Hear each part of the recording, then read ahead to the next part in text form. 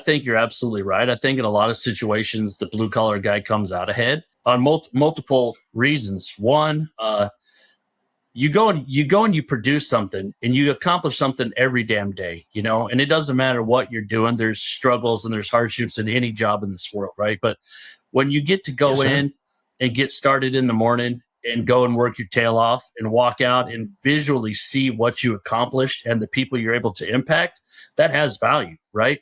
And people always told me that it doesn't matter what you do in life. The only way you're really going to find success and happiness is engaging and helping other people and interacting with other people, right? You can do everything you want on your own, but if you're not doing it with or for other people, it doesn't mean a damn thing, So I tell people a lot that one day in the butcher shop, you can meet somebody who's throwing a baby shower party. They're having their first grandkid and they want to get some good steaks because they're having a party, right? And the next time it can be, hey, my kid's graduating. I want to pick up an awesome prime rib. I'm having family over. And then the next person comes along and it's like, hey, man, I'm having a wedding. We got to get some food for it. Then the next person comes along and says, man, my grandmother passed away.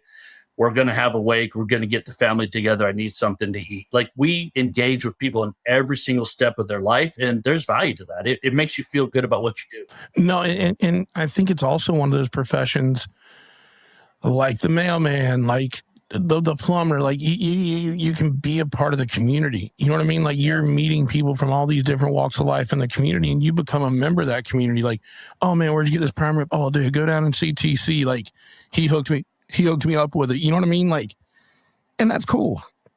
It's real cool.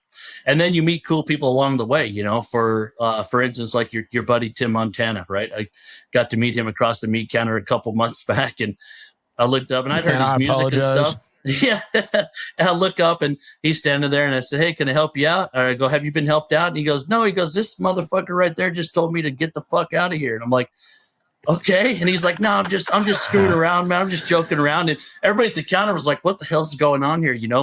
And then we stood there and we talked about elk hunting for the next 15 minutes, and he was a great guy to talk to, and so you meet great people. Well, you better be lucky. What he usually welcomes people with that he doesn't know, TC. Yeah. He'll hit him without you trying to get that ass whooped or that dick sucked. Oh, damn. And it kind of puts you in a predicament. Yeah. Yeah, I guess he was being more PC because we were at the meat counter, Hey, he was keeping it clean, old boy. Yeah, that's right. That's for sure. So, I mean, that is also another cool thing that goes with this. So I just tell everybody, man, get out, and if you have a butcher shop in your area, if you have a local butcher shop, like, get in there and support them and learn their story, and they're going to share all of their knowledge with you, and they're going to try to help you every bit as far as they can, and that in turn is going to grow their business, and it's going to allow them to hire more people and to train more people and to keep this, this apprenticeship, this mentorship of butchery going, so that we have great butchers to be able to rely on, for the next future generations. And utilize your word of mouth, utilize your social media, that they'll buy more. They're not going to run out of beef. Let people know about it, have them go in there, have them support it. I think that is completely awesome. So you hit on something also that's really near and dear to my heart, and then probably one of my favorite parts of what I do, and that's teaching classes.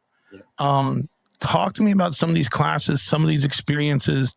I was reading up on some of them. It sounds like some really awesome opportunity to learn and just have a good time and create memories. So talk about some of these classes you've done, some of these experiences, and what people can expect and what you get out of it.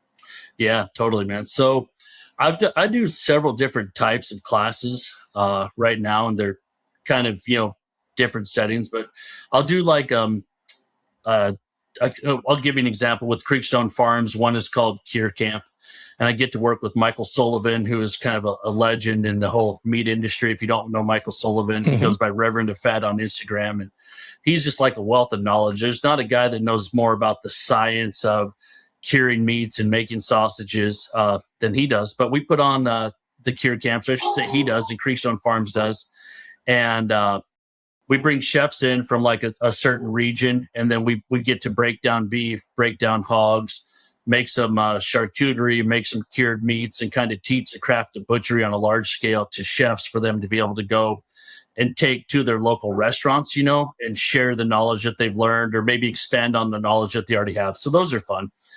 The ones that I like the most are the individual classes where we'll bring, 20 to 25 people together.